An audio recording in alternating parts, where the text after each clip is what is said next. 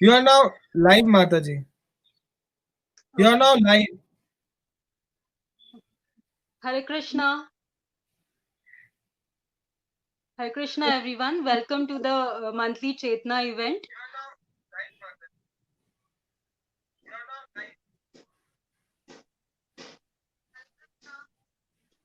Let us start with a small kirtan. So I request Disha, Riya, and Bhumi, our kirtan team for this evening, to please lead the kirtan. Thank you.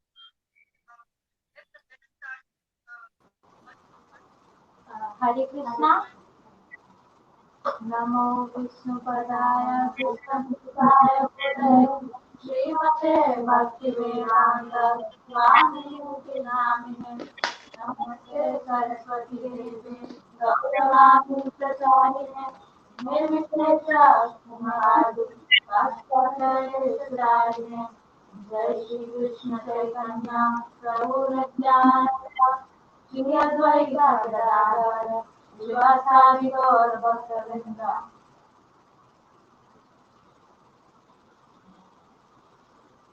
Hare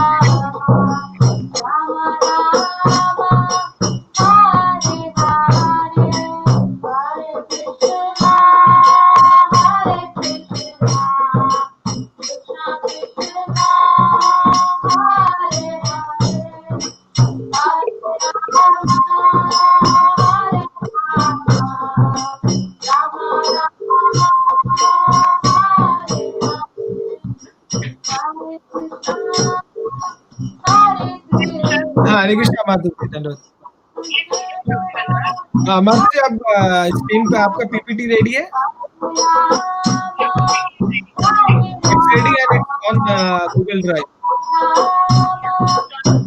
And now you have opened that PPT with Google Slides. तो आपने Google Slides के through open कर दिया ना?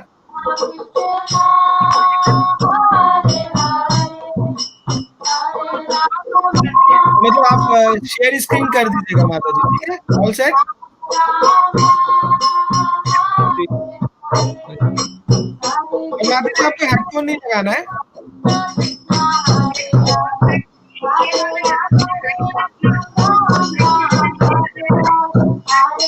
नहीं, लेकिन कल तो आपको सुनाई दे रहा था ना मेरा।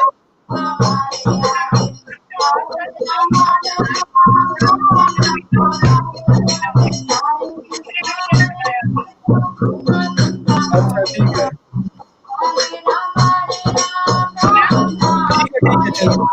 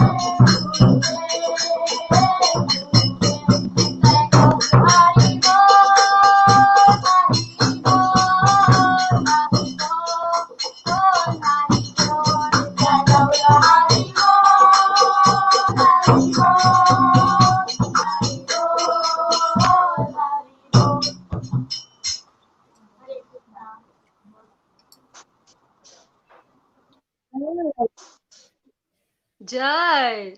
Tha- that was so beautiful. Thank you, Disha, Riya, and Bhumi.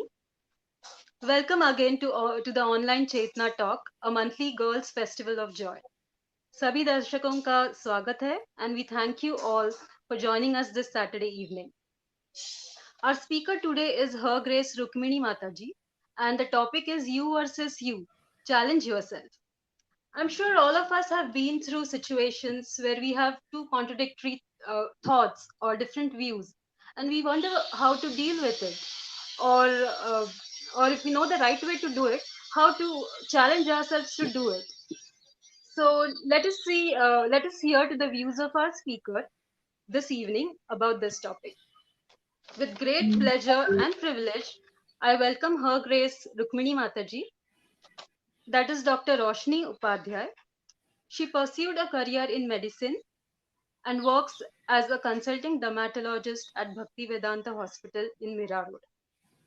She has been practicing the Vedic principles of spirituality since 1990 and is serving as a counselor for the congregation at the Radha Gopinath temple. She, along with her husband, also travels to Goa to help develop the spiritual community there. She's a regular speaker at the Chetna festival and she also assists in conducting spiritual and medical awareness programs for patients and youth at the Bhaktivedanta Hospital. She accepted His Holiness Radhanath Swami as a spiritual preceptor in the year 1993. Hare Krishna, Rukmini Mataji. On behalf of the Chetna team, I thank you for your valuable time. Hare Krishna Mataji. Let us all welcome in our traditional way from wherever we are by loudly chanting 3 times Hari Bol. Hari Bol! Hari Bol! Hari Bol! Uh, Thank you, Mataji. Before we start, just one request for the viewers. If you have any questions, please post your questions because we have a Q&A question and answer session after the talk. Thank you. Over to you, Mataji.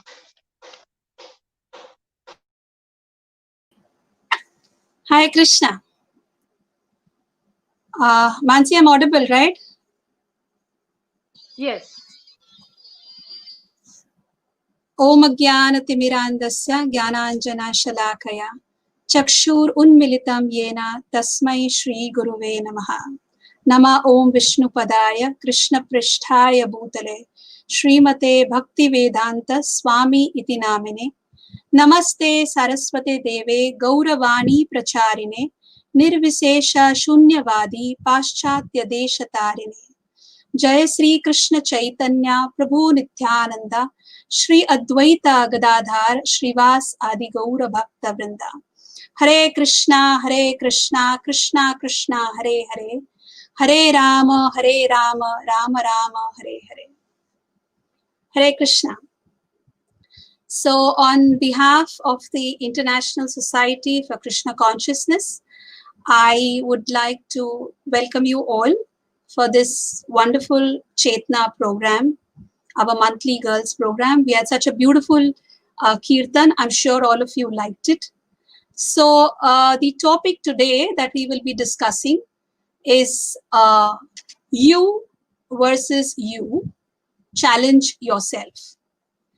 So this is actually an interesting topic because this is something which all of us as individuals have to face, have to go through, where we challenge our own self. So before I start, I'm sure most of you must have, heard or read the story of Arjuna. Arjuna is one of the five Pandavas. So he is actually considered to be the best supreme archer. You know, archery, where you shoot bows and arrows. So there has been no one like Arjuna. So he is considered to be the best archer. So Arjuna, actually, when he was in the Gurukul of Dronacharya, he was a guru, Dronacharya. So at that time, Arjuna and the Pandavas, his brothers, along with the other princes of the Kuru dynasty, were all in the school or the university of Dronacharya.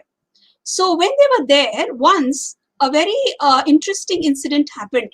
That was, they were having their evening dinner, and at that time there were these, lighted lamps, the oil lamps, the ghee lamps, and suddenly there was a gust of wind, and as they were having their dinner, suddenly with the gust of wind, the lights just blew off, and there was pitch darkness. So in that pitch darkness, Arjuna continued to have his dinner. And as he kept eating from his leaf plate to his mouth, his hand just went on, So as he was doing that, suddenly there was a thought. He started thinking, how is this possible? I can't see anything, but my movement is absolutely accurate. My hand is going to the plate and going back to the mouth, and I'm able to do my whole, have my dinner. So at that time, Arjuna, it's seemingly an average normal incident, but Arjuna, being Arjuna, started thinking that, wow, this is actually so amazing that if in the dark I can do something like this, then definitely in the dark, I can also start practicing my archery.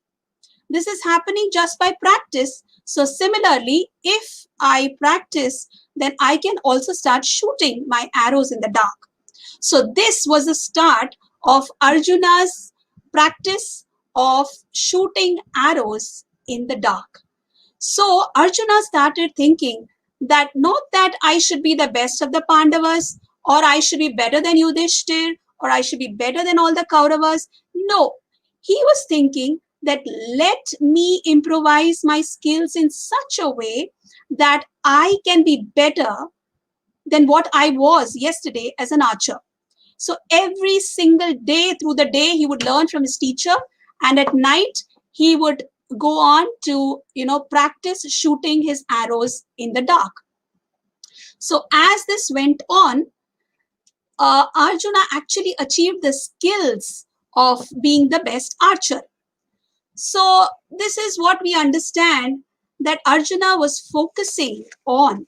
Now the same Arjuna, after some years, when they reached, I'm sure many of you know the pastime of the Mahabharata.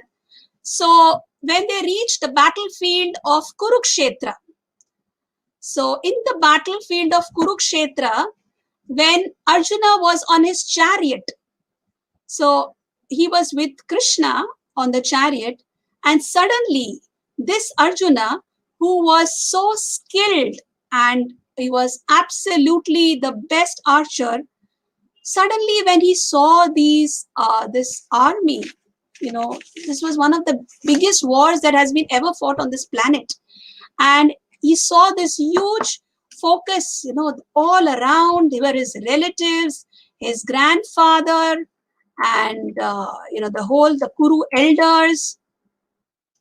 And in that phase, when he saw this, he suddenly started developing a lot of confusion. He was very, very bewildered, and he didn't know what to do. He started feeling weak. His mind was getting clouded. His intelligence was getting clouded. And that very Gandiva, which was his, source of strength and pride, he was not able to lift it. It was slipping from his shoulders. So at that time, in the state of confusion, he approached Krishna. Initially, he was giving all his own excuses, but Later, he started telling Krishna that I can't do anything, Krishna. I'm completely confused. I don't know what I should be doing. I would want to just leave this battlefield. He just wanted to go away from there, give up everything. So at that time, when Arjuna approached with this sense of helplessness, seeking what am I supposed to do, at that time, Lord Krishna spoke the Bhagavad Gita. So we can understand that this is a situation not only of Arjuna, but also all of us, that we may be the best with our skills. We may be the best in our field. We may be the best in our profession. But there would be some time, and many times, and as we've seen in this current pandemic that most of us have gone through, is that at this point of time, we feel confused, we are bewildered, we don't know what to do, and we need a sense of direction. There are challenges within, there are challenges outside. And at that time, what is one supposed to do? So, Lord Krishna spoke to Arjuna, but Arjuna is just an instrument, a nimitta matra, so that those instructions of the Bhagavad Gita are for all of us. So, Bhagavad Gita was spoken on the battlefield to not some renunciate, to not someone who had nothing to do in life. He was spoken to a warrior, to a very, very efficient professional, to a person who was very well established in his field, in his sphere of activity, and he was helpless, he was anxious, he was depressed. So the message is that this Bhagavad Gita is actually for each and every one of us. And the best part is that the entire Bhagavad Gita, actually, we are in the land of India or Bharatvarsha. So in Bharatvarsha, what happens is that most people are pious. So most people have a Bhagavad Gita in their house, and it is worshipped, it is offered flowers, and it's covered with a nice red cloth, and it's kept on the altar. That's very nice. But Bhagavad Gita, it's called Bhagavad Gita Jashi Ahe Tashi. Like in Marathi, you say it's as it is. So people get the Bhagavad Gita and it is kept as it is. No, it is not to be just kept as it is. It is to be read and understood and applied in our life as it is, just as Arjuna understood. And if you understand and study the Bhagavad Gita, then we realize that there are more than 700 shlokas, there are 700 verses, and around 18 chapters of the Bhagavad Gita. And each of these verses that Lord Krishna has spoken to Arjuna, and through Arjuna to each and every one of us, it explains how we can actually develop ourselves, how I can understand my identity, how I can be doing the best that I can in this precious human form of life. So, the message that I need all of us to understand is that actually Bhagavad Gita is like the beacon of light. Whenever things are dark, are grim, and even when things are fine, it is like, like when you're in a dark place, you need a torchlight, you need a bright light to see your way through. Same way in our life, calamities will come, ups and downs will come, challenges will come, but Bhagavad Gita is such a beacon that it shows us the way through. And amazingly, next month, we'll actually be celebrating Gita Jayanti. That is a day when Lord Krishna actually spoke the Bhagavad Gita to Arjuna. So you must have seen, many of us would have seen, that there are devotees who distribute the Bhagavad Gita, especially in this month, in the month of December, the month when the Gita Jayanti actually happened. So it's called December Book Marathon. So you see Hare Krishna devotees distributing Bhagavad Gita on the stations and near the book depot, the bus depots and everything. Of course, this year because of the pandemic, maybe things would be different. But similarly, and this happens all over the world. So a similar book distribution was happening in some part of the Western world, where there was a devotee who was distributing the Bhagavad Gita in a parking lot. So as he was distributing this Bhagavad Gita in the parking lot, he came to a car where there was a person sitting inside, and he had just pulled up his windows.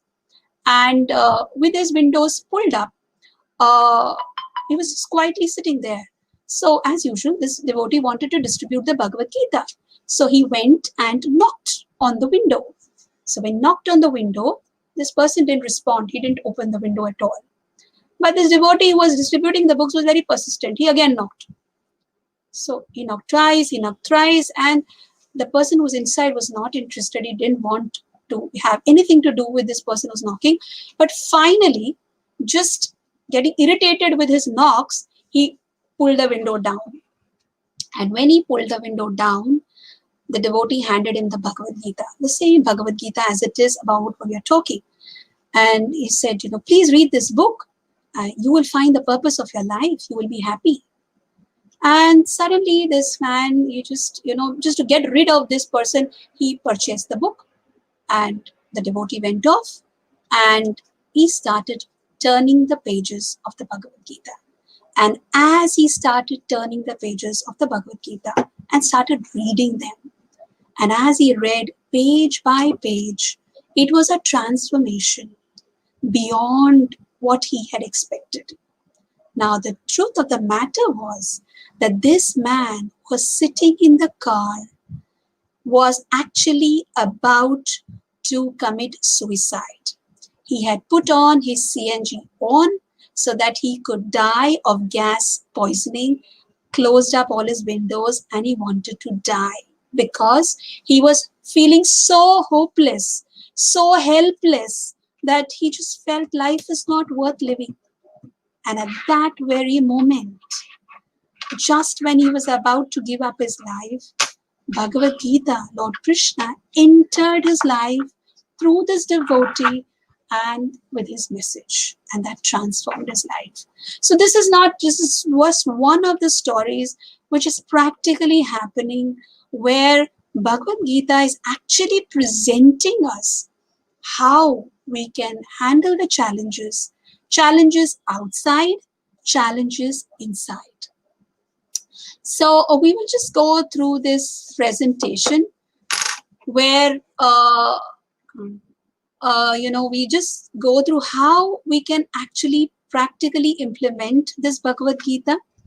Bhagavad Gita is huge. Our time is short, and dealing with today's topic, you versus you, we need to understand it through this principle.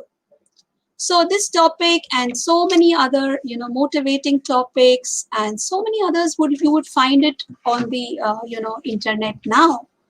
And definitely they are motivating. Definitely they are something which helps us a lot. But today's talk that we would be having for the next few minutes is based on these principles of the Bhagavad Gita. So there have been many studies carried out and which describes elaborately that in human life, we are all humans, we have 4 quotients. Okay, so there are, which is most important for our, our survival, and we are based on these 4 quotients. So the first quotient is the physical quotient, where we are aware of our body, dealing, with the health of our body. The next is the intelligence quotient. Then the next is the emotional quotient. And the next is the spiritual quotient.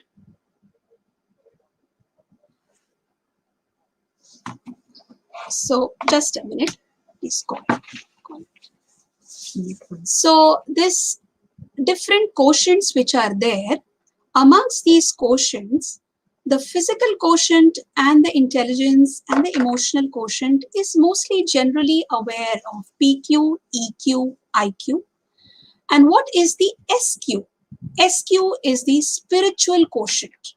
So when we talk of the spiritual quotient is the most essential. And it is found that when the spiritual quotient is taken care of, then automatically all other quotients are taken care of. So this spiritual quotient is actually called as a nourisher of all the other three quotients. Now, as I was talking about the understanding of the Bhagavad Gita and the understanding of the spiritual quotient, so Bhagavad Gita starts off with the first, like we were saying, you versus you. But first we should know who is this you, correct? Unless we know what is our identity, we cannot be, challenging. We need to understand, who am I? So Bhagavad Gita starts off with the basic understanding, you versus you. Okay, so what is the basic understanding of you versus you is that who am I? Who is the real you? So it says that the real you is actually not this body. We are seeing this body belonging to a particular caste, a particular gender, a particular section of society, etc., etc. But we are actually, this body is just like an external covering, and I am the spirit soul. The soul which is in this body is actually me.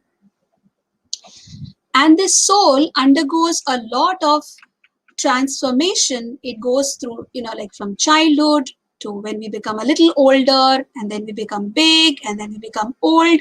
So the soul remains the same, but the body keeps changing. So this is the first understanding that the Bhagavad Gita gives, that who is the real you. So if I want to satisfy the real you, I need to understand that I can not just satisfy only the body. Like I give, dal, rice, roti, sabji to this body, but I need to give food for the soul. So what is the soul? Soul is the part and parcel of the Lord. And when we satisfy the soul, then automatically I will be satisfied. So it's not that I don't give food for the body, but along with the food for the body, I give food for the soul. Just like when we have a small little fish, if that fish is actually kept in water, you may say, oh, what is there in water? I'll give the fish many other facilities. So why water? So this is just what is there in H2O. I'll give so many other things to the fish. So you may just take out the fish and put the fish in a very opulent environment on a gold cascade with designer clothes and all those things. But the fish needs only water. Same way, the soul, which is there in this body, which is a real I, can be satisfied only when it's connected to the Supreme Lord, because it is a part and parcel of the Supreme Lord. Just like a fish is happy when it's connected with water, the soul is satisfied when it's connected to the Supreme Lord.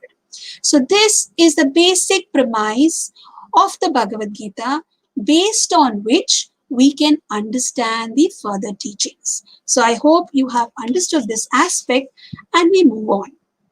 Now, I'm sure many of you are, very, very qualified in your fields, different sections of society, and you may be very responsible members in your teams, in your corporates, in your colleges, and with very, very, well situated positions. And, in the normal management language, even if you pass off from the best management institute, there are some things which are taught. And what is that it is taught is, when you become a management graduate, you are taught to, manage the men, the machines, the market, the money, and so many different M's, material. But what we need to understand is there is one thing that is lacking. When we manage people or machines or money or markets or whatever it is fine, but it will not be able to fulfill us completely unless I know to manage myself. Unless I can manage myself, I am not well equipped to manage everything else. So it is good if you are team leaders or we are committee members or we are managers. That is extremely good. But along with that, we would be more well equipped if we know how to manage our own self. Otherwise, we will end up being frustrated. So, just like any any company or any institution, when they have to understand if they're going in the right direction, they do a SWOT analysis. I'm sure all of you must have heard about it. SWOT is your strengths, your weaknesses, your opportunities, and your threats, right?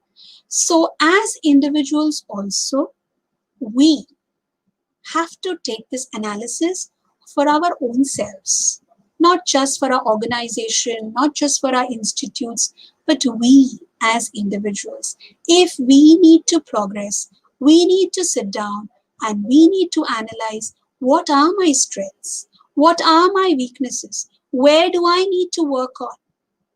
We need to get introspective. That is a basic qualification of a human being, where a human being can think, he can introspect. So when we introspect, now that we know that I'm not just this body, we need to introspect as a whole. We need to understand that quotient is not just my physical well-being, that am I well clothed, am I well dressed, am I well fed, not just that, but am I emotionally stable? Is my intelligence quotient also being taken care of? Am I spiritually satisfied? All these things also should be understood when we, as individual, intelligent humans, analyze our lives. And this is needed because whenever you need to move forward, you need to analyze where I stand and how do I go ahead. If we do not do this analysis and we just blindly, go ahead with, I feel like doing this, so I do this. I feel like living like this. Okay, I should not, there is this mantra. Just do it. Just do it. Don't think much. I feel like going and eating something. Oh, I do that. I don't think much. I want to hear something. Okay, I hear something like that. I want to live like this. Oh, don't question me. Then there is a beautiful example. You can see this bird soaring high in the sky. So this bird is a photograph of the vulture. I'm sure all of you know a vulture. A vulture actually flies very high in the sky at very high altitudes. Actually at altitudes where the oxygen levels are also very low. But its body is equipped in such a way that even at such high altitudes, it can fly very smoothly. And one more very special characteristic of this vulture is that it can actually have such an acute vision that from miles away, more than around so many miles away, it can spot what? It can spot a dead corpse, a dead carcass. So that is its, acuity of vision. Can you imagine? That is how sharp its vision is. But what does it do with this vision?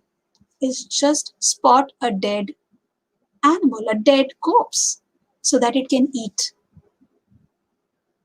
Similarly, we may fly very high.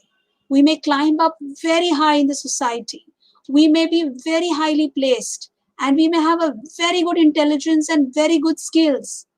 But just like that vulture, if our equity of skills and vision is just to spot oh, where can I satisfy my senses? How can I enjoy my senses? Then it is just like that vulture. We are humans. Our purpose with all our skills is not just how to enjoy just these senses which are temporary, because these senses will finally lead us to frustration. You know, just even like if you want to eat, a simple example, there are many, you can just think about it. You know, I may say, I love gulab jamun. So I keep eating, I keep eating, I keep eating, I eat 10, I eat 20, but then I have to stop because it is limited. So satisfying my tongue has a limit beyond which I'll be sick. I'll have to be hospitalized. Similarly, when we are just thinking of how can I eat better, how can I sleep better, how can I read better, how can I defend better, then our intelligence with all these skills is nothing better than this scavenger, the vulture. So we have to think beyond that. We have to use our intelligence beyond what this vulture is thinking. Then that is called as a human being. That is a challenge for us. The real you has to think, how can I think beyond this?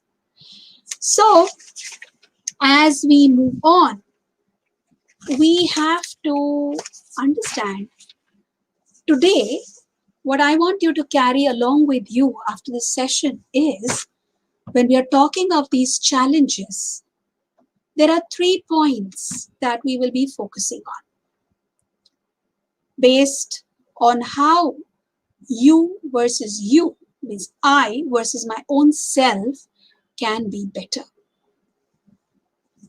We should understand that the competition is not between me and someone else. The competition is between me and myself. I have to be aiming to be a better person than what I was yesterday. That is how I consider to be success. If we keep on, plotting our graph of how I am better than X, how I am better than Y, how I am better than Z, then we are stunting our growth. It will not allow us to grow. So the first point, we'll do it in 3 parts. So the first part is building up our willpower.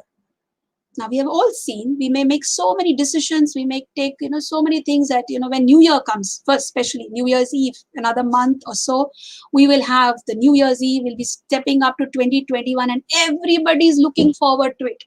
Every year we look forward to it, but this year all the more, because COVID has literally hammered our lives in such a way that everybody is just waiting. It's like, just when will 2020 end? Hope away from COVID, something. So all the more. In fact, there was this some message that I saw on WhatsApp. It's saying that people will be awake on 2020, December 31st, to really be sure that 2020 has passed and 2021 has come. So whatever, but the point is, especially on New Year's Eve, when we're stepping in, we make so many resolutions. I will do this, I will do that, I'll get up in the morning and I'll exercise every day, and I don't. So there is something called as a New Year's week in the gym. So the first 10 days of a new year is packed. All the gyms are packed because everybody is very enthusiastic. And after the 11th day, the crowd eases out because they have lost that enthusiasm and it's back to the square one.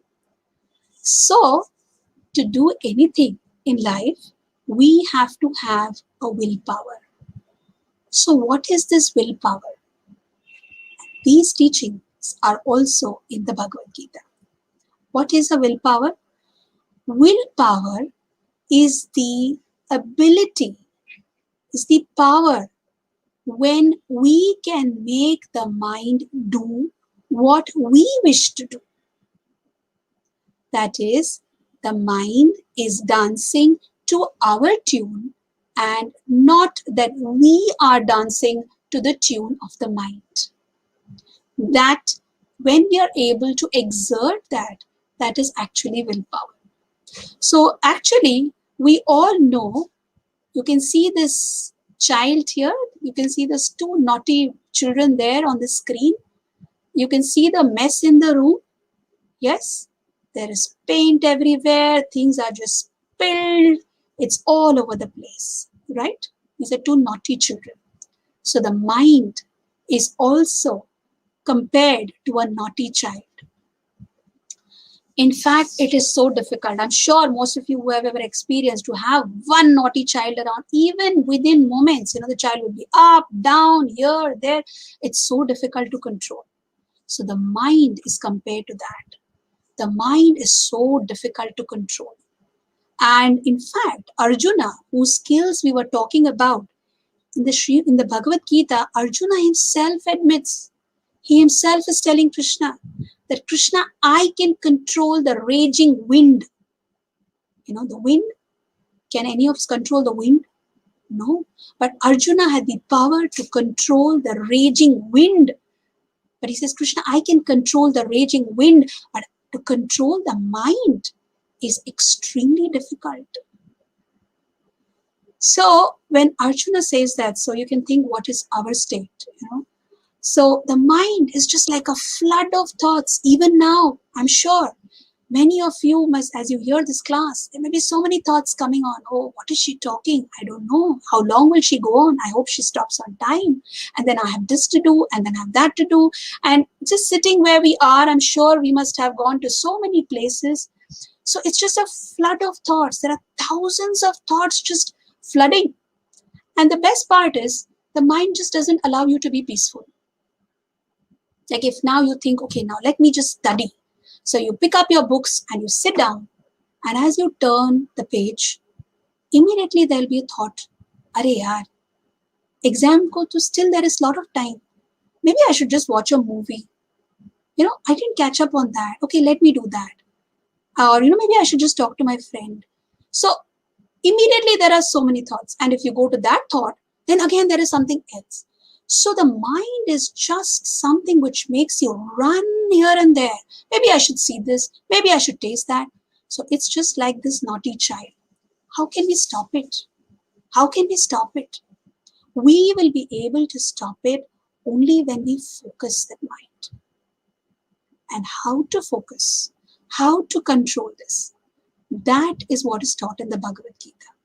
Lord Krishna explains to Arjuna, this is abhyasena, by practice. And practicing what? Practicing when we are chanting the holy name. Just like before this class, we had this beautiful kirtan by our girls. The Hare Krishna Mahamantra. Mahamantra. Mantra. Man is the mind. And that which purifies the mind, which liberates the mind, which frees the mind, that mantra is the only one by which we can get this mind under control. Because of the mind, if it's controlled, then it's your best friend. And if it's not controlled, then it's like this, worst enemy. So how do we control? So there is a small little experiment. I'm sure many of you as in school or even as children, we would have tried this. Like you take a white sheet of paper and you put it under the sun, maybe on the terrace, and in the mid-afternoon sun, and the sun is very hot at that time. What happens when you keep the paper over there for quite some time? The paper may get a little hot.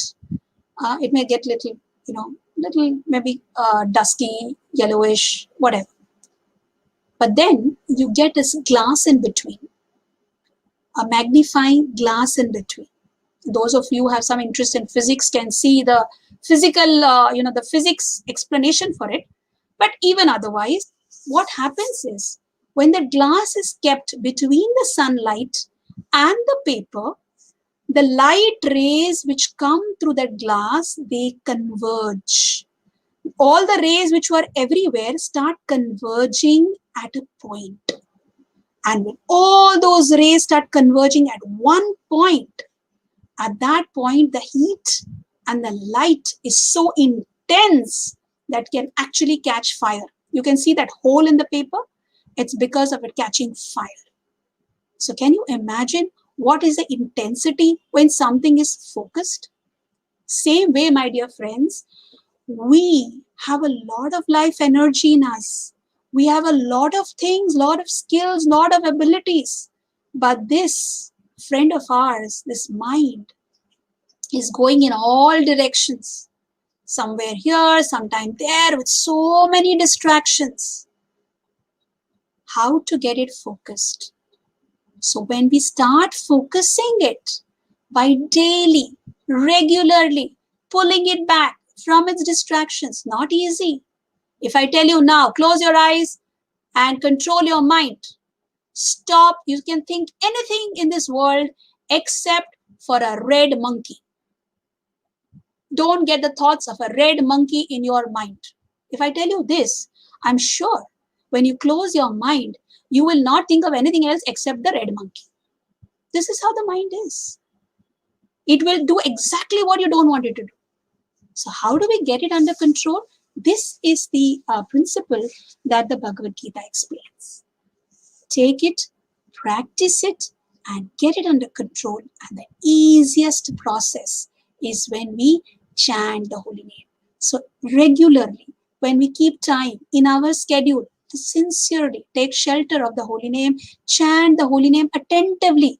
When we chant, we hear. And that's how the mind becomes peaceful and focused. And when the mind becomes peaceful and focused, then we are able to increase our concentration. Then we can be focused. Our energy is focused. We are able to concentrate. And can you imagine, just seeing this example, how much more can you achieve? How much more can you, go ahead and progress? So this is what we need to do. And when we do that, we can even do things which are otherwise unimaginable. Just like if you have to lift some weight, someone maybe 60 kgs, 65 kgs. So we have certain, limitations. I can lift maybe 10 kgs, 20 kgs. But if you want to lift huge amount of weight, you have seen these huge, cranes which have these levers where they have these building construction. They have these long levers, which pulls up the weight, and they can carry huge boulders up. So this example is given that just like these long levers, when we have these long, strong willpower, then we can do things beyond our imagination. So there is this example of Srila Prabhupada, who is the founder Acharya of the International Society for Krishna Consciousness. So when he actually did something which is unimaginable. Now, most of us may have parents and grandparents who are in their 70s, and we see how difficult it is. I'm sure it doesn't need much explanation. If you don't have anyone around who's 70 or more, just go around and have a look. It's not an easy age. It's a difficult age where your body is actually giving you a lot of trouble. It's difficult. But Srila Prabhupada, at the age of 70, he left the shores of India with nothing in hand, just this strong willpower, a focused target that he wants to share this knowledge of Bhagavad Gita with everyone around the world on the instruction of his spiritual master. He did something which was unimaginable, which no one on this planet had ever done before. Just by the sheer act of putting into practice what Lord Krishna is giving in the Bhagavad Gita.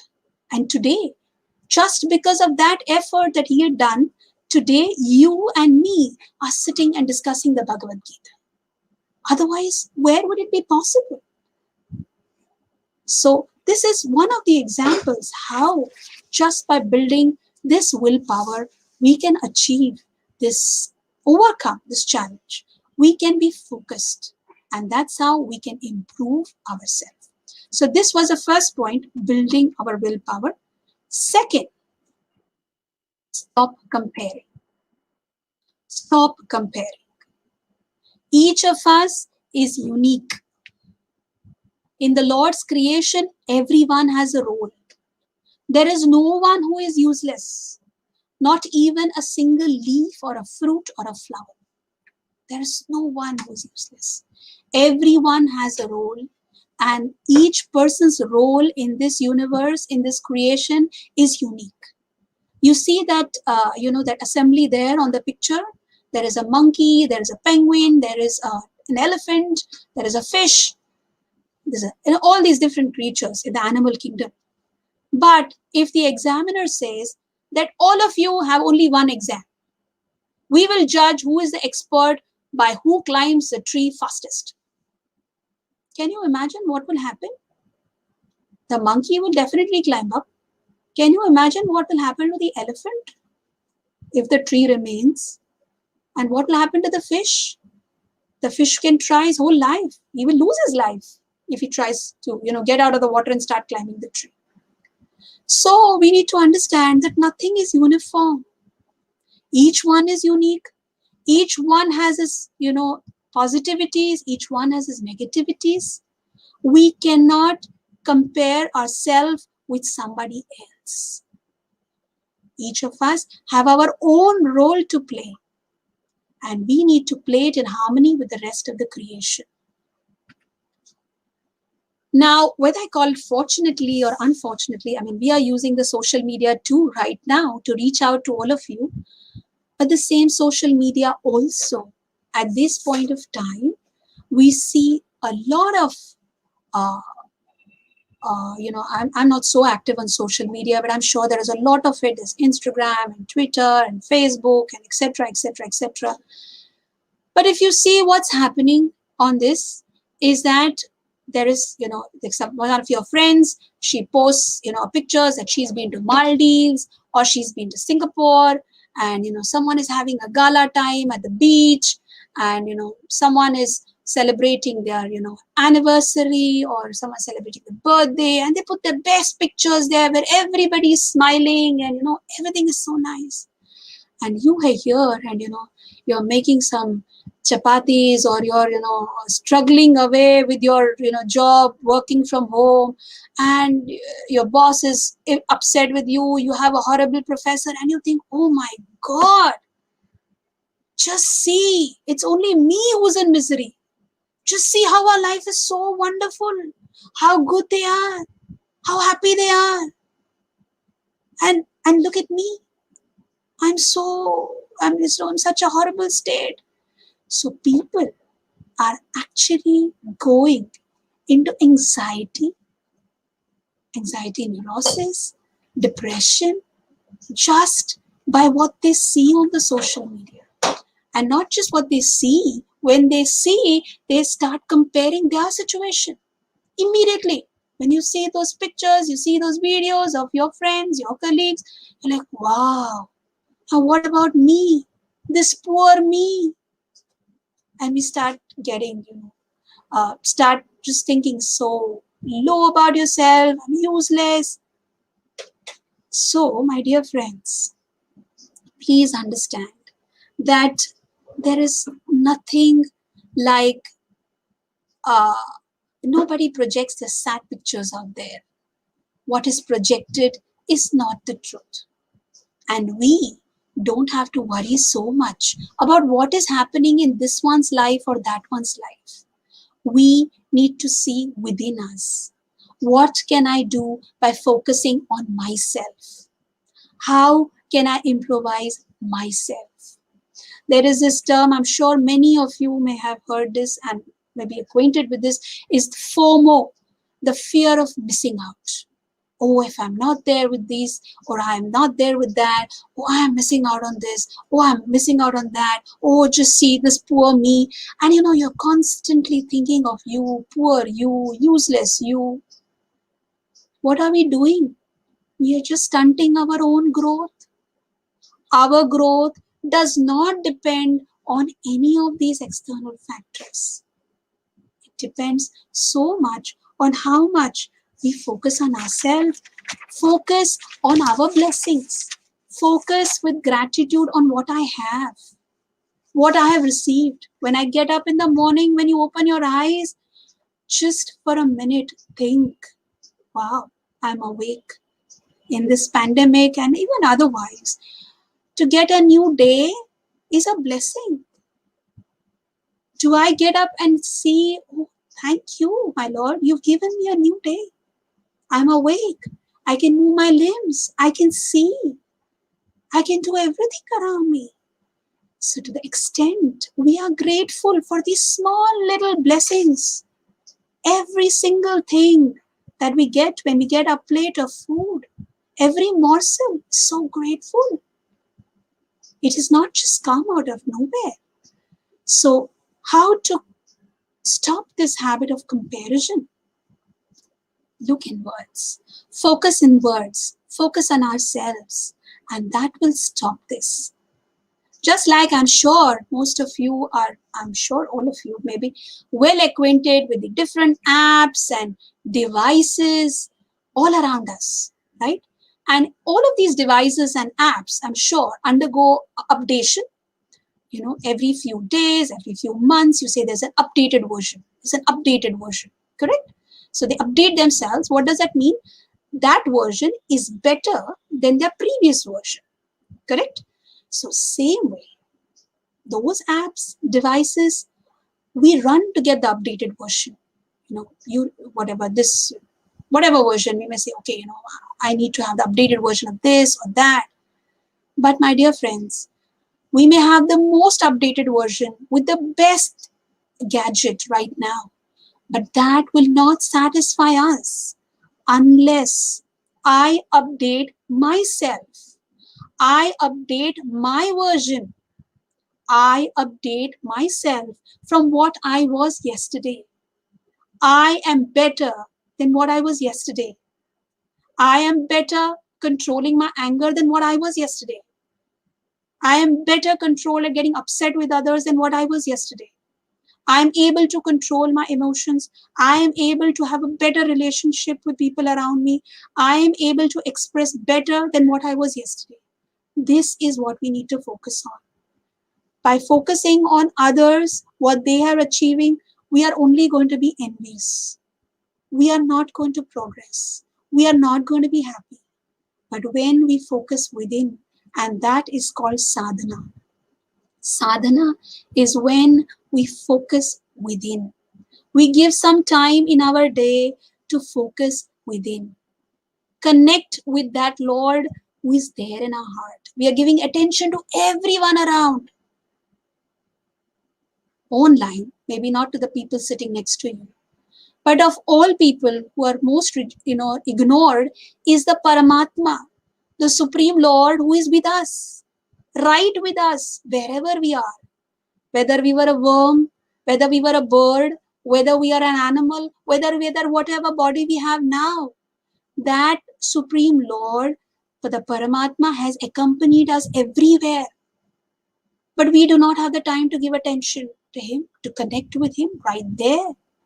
So sadhana is, instead of going outwards, let's focus within. And that's what's going to give us our satisfaction.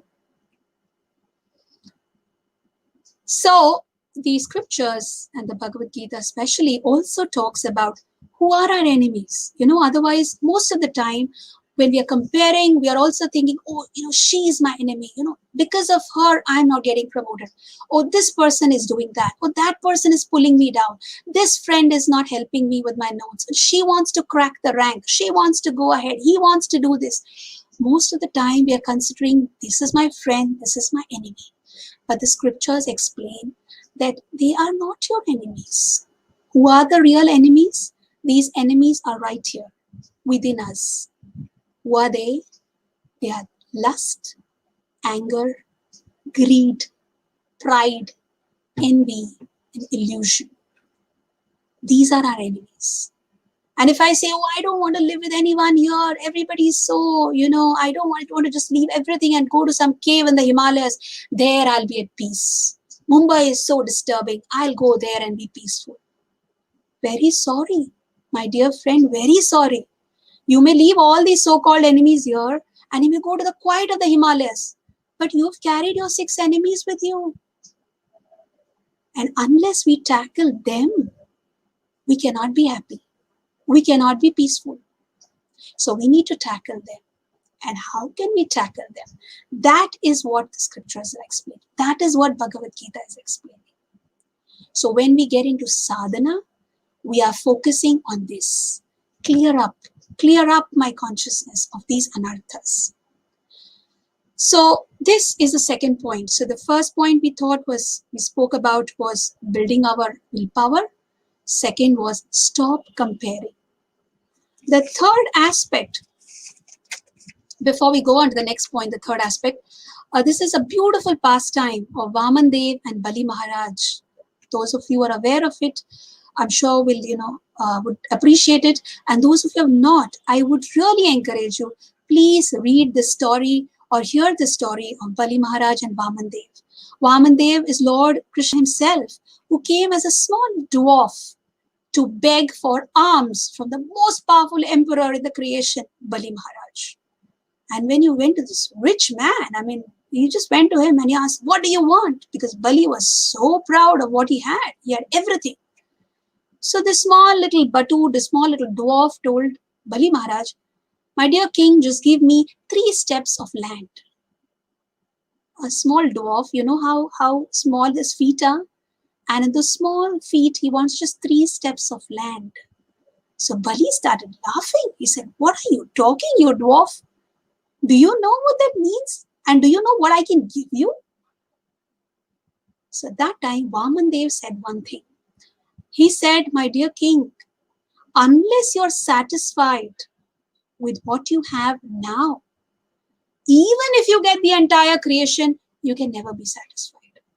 Because satisfaction is not by acquisition. Satisfaction is a state of the heart. To the extent I am grateful, to the extent I am absolutely feeling so happy and contented with what I am, that state cannot be purchased by the amount of money or amount of wealth or amount of opulence that I accumulate. So we leave this point with this thing, my dear friends. Stop comparing. Be content by taking to this process within. And that can give us inner bliss. The third part we're talking, and the most important part again. So first was building a willpower. Second was stop comparing. And the third is work on our habits. So what are habits?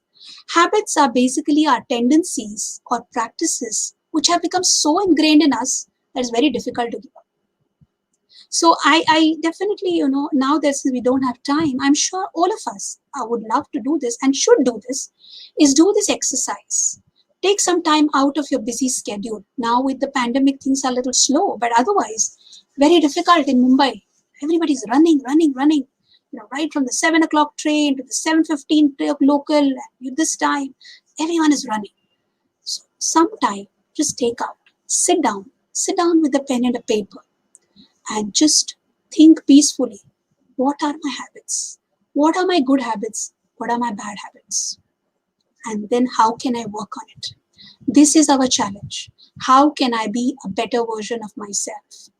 So how do we develop these habits? These habits have a lot of places where we develop it. But one of the first places where you develop it is from the samskaras. And the scriptures explain this, that it comes right from when we are in the mother's womb. And I can tell you that we are very, very fortunate that we are in this Vedic culture where this understanding is so deep. I am sure any of you and every one of you, right from the length and breadth of this great land of Bharatvarsha, will understand that everywhere a pregnant lady is highly respected and highly taken care of. I'm sure. Because this is our culture. Why? Because this is where another living entity, she's taken the responsibility of giving birth to a living child. Another person into this creation she is gifting. So she should be happy. She should be secure. She should be satisfied. This is the culture. They would never, expose a pregnant lady to any violent news, any disturbing news. Say no, because we do not want to disturb her. Because when she is disturbed, the child is disturbed. Because the consciousness of the mother directly impacts the consciousness of the child. This is actually a subject matter in itself. And now scientists have got so many papers actually proving this. But the scriptures have explained this long back. And there are so many instances, but we can't go into the details. But suffice to say, what I want to tell you is that these habits or samskaras go a long way, right from the womb of the mother.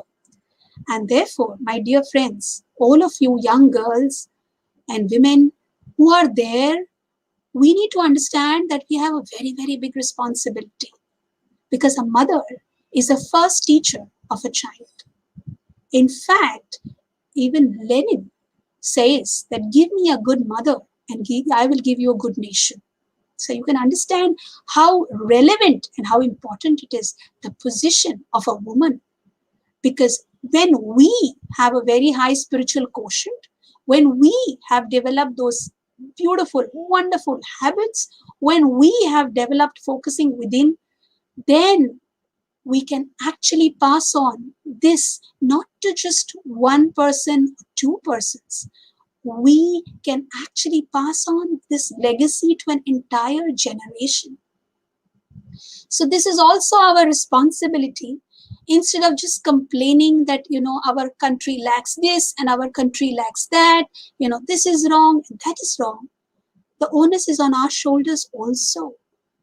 Can we work on ourselves to develop this very wonderful spiritual quotient that we need to develop, so that we can pass it on to many, many generations in whatever role, the role of a mother, a role of a sister, a role of a teacher. We play a very, very important role in this, and we need to take it, because that's where habits develop from. After the birth, of course, is the environment in the house. How do the parents behave? How do people around behave? Our actions speak louder than our words. You can see two contradictory pictures on the screen. We are fortunate to be born in this land where great personalities like Raja Chhatrapati Shivaji Maharaj lived. And where did he get his culture from? His mother, Jijao. She actually put those thoughts, those words into action, passed it on to create a personality like Chhatrapati Shivaji Maharaj. So it doesn't happen overnight. It happens with a lot of effort. It happens with a lot of sacrifice. So before we teach our children, we need to practice. So if we are saying lies, if we speak lies and we tell the child, oh, you should not speak lies, will the child listen? If we are smoking, we are addicted to drugs or alcohol or any of these vices, how do we expect the child to follow? How do we expect the child to be staying away from it? So this is very, very important, that we understand, that we work on our habits. I will close this issue of this topic about habits with this small, mnemonic or acronym rather, for habit. So first, habit, H, stands for harmonize and live in alignment. How we can work on our habits. So first is harmonize and live in alignment. Because we need to understand that right from our beliefs come our thoughts. From our thoughts, these thoughts will someday come in the form of words. And from words will be our actions. And from actions, these will be our values. And from our values will be our character. And what is our character will be our future, and the future of so many. So we need to harmonize. We need to harmonize our thought process. We need to harmonize what we think, what we feel, and what we do. So when this is in harmony, then everything is smooth. So there is a beautiful story of an African tale, which talks about, the African folk tales is talk about a good dog and a bad dog. It explains that just each of us have this good dog and a bad dog within us. Good dog represents the good values, the good thoughts, where we want to be kind, we want to be compassionate, we want to be loving. And there is a bad dog who is selfish, lust and anger, greed. So just like those of you who have any pets, you'll understand, the more you feed the pet, that pet will be stronger. Similarly, this good dog and bad dog, to the extent that we give attention to the bad dog, to those thoughts, to that extent, we will be feeding that bad dog, and the bad dog will bark louder and stronger. But to the extent that we give attention to the good dog, to the good qualities, harmonize our life in its action, to that extent, the good dog will be the good qualities will progress further. Second, the A is for association. You can understand this is a saying, you can judge a person by the company he or she keeps. Whom we associate with is what we become. If we associate with people who are absolutely into so many bad habits and spoiling their lives, we will also become like that. There is a beautiful story of two small birds who were separated at birth. And two parrots, they got separated at birth. And one parrot ended up with a dacoit, and one parrot ended up with a saint in an ashram. So the difference was the parrot who was with the dacoit was just using foul language and was just constantly cursing people, using all sorts of bad words, whereas the parrot who lived with the saints was very courteous, would use very nice language, would keep welcoming, speak sweetly. So it is the association which makes a difference. So we need to be very, very careful whom we associate with. Please be careful about that. Even though it may be cool and it may be trendy to use foul language, no, it is not. This tongue has a purpose. This tongue is meant to liberate us out of this miserable condition by chanting the holy name. It is not to use foul language. It is not to abuse. It has to be used very nicely. So associate with people who have values. B is for breakless consistency. When we want to inculcate a new habit, when we want to inculcate something new, we need to repeat it again and again. And the scriptures explain, when you do something consistently for 21 days, it becomes a habit. And even the psychologists have realized, and they presented, saying that if you do an activity again and again and again for a month, it becomes a habit. So we can't dump habits.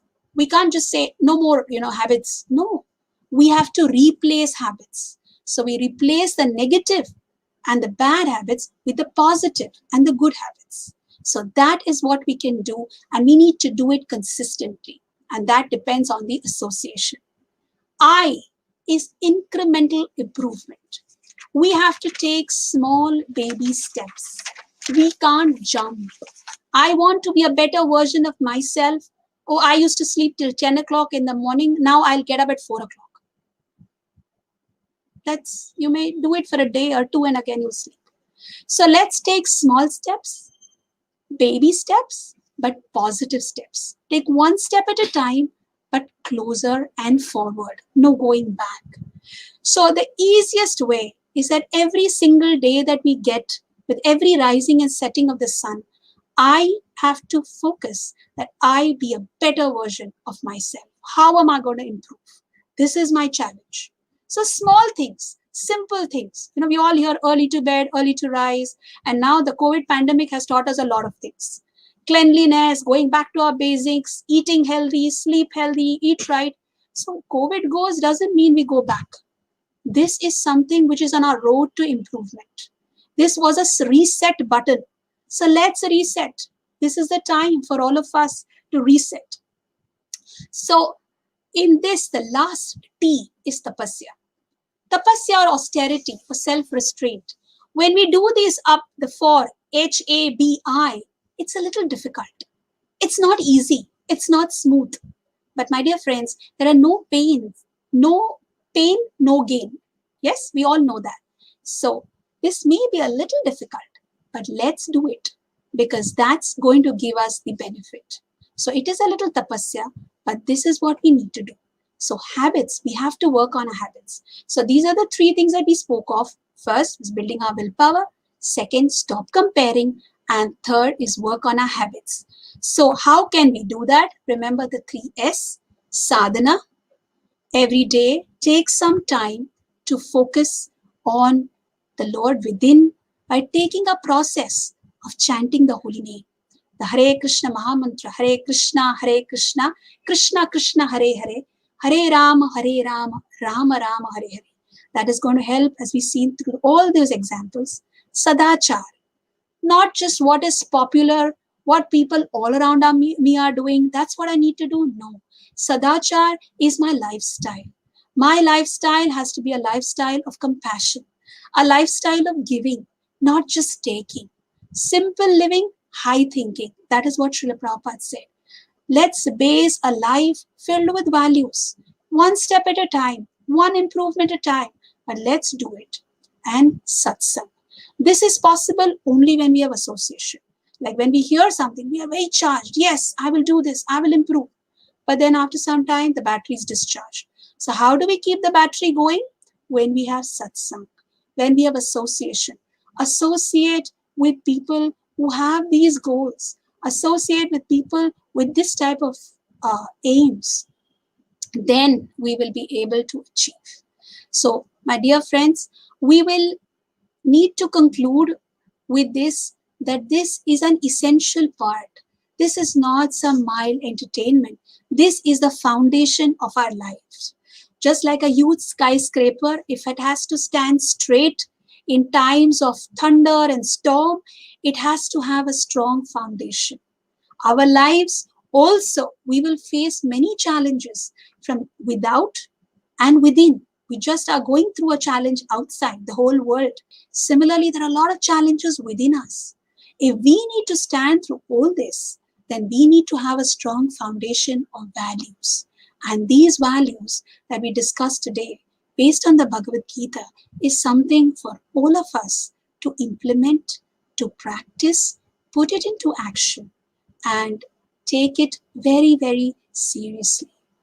Thank you very much for all your patient hearing, and I hope it helps you in your understanding. Thank you very much. Hare Krishna. Stop.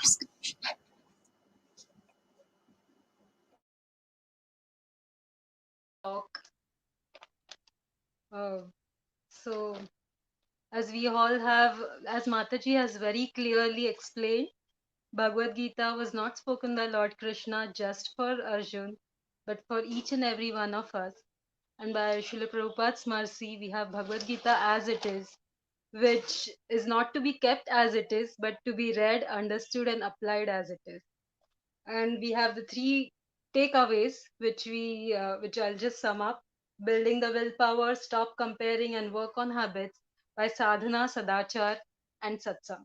Thank you, Mataji. It was a wonderful talk. Thank you. Looks like it was such a great talk that people have understood everything. No question.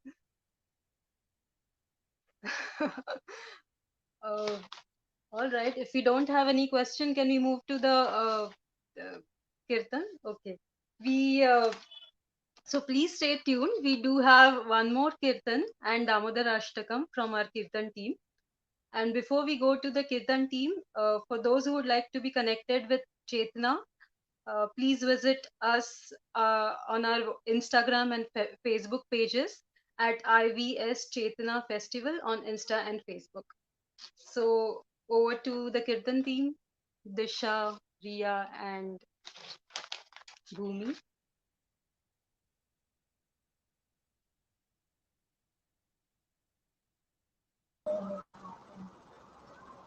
Mouse दिख रहा होगा ना? हरे कृष्णा कार्तिक मास की जय। नमाम्येश्वरं सच्चिदानन्दरूपं नित्यसत्पुण्यं गोपुरेन्द्रविमानम्।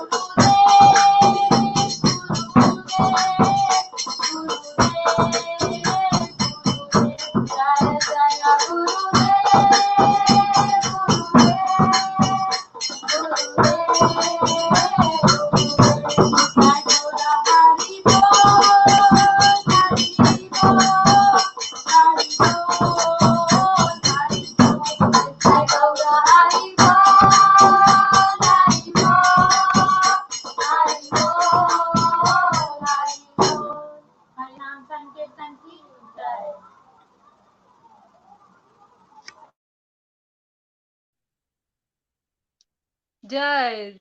Thank you, Disha, Riya, and Bhumi. Thank you once again. Hari Bol. Uh, so, on behalf of the entire Chetana team, we would like to thank Rukmini Mataji for the wonderful talk. Radha Gopinath Media, ISKCON Desire Tree, ISKCON Chopati Facebook Live for giving us the platform to host this, the Kirtan team, and all our viewers. So I hope you had a great time. Thank you. Hare Krishna.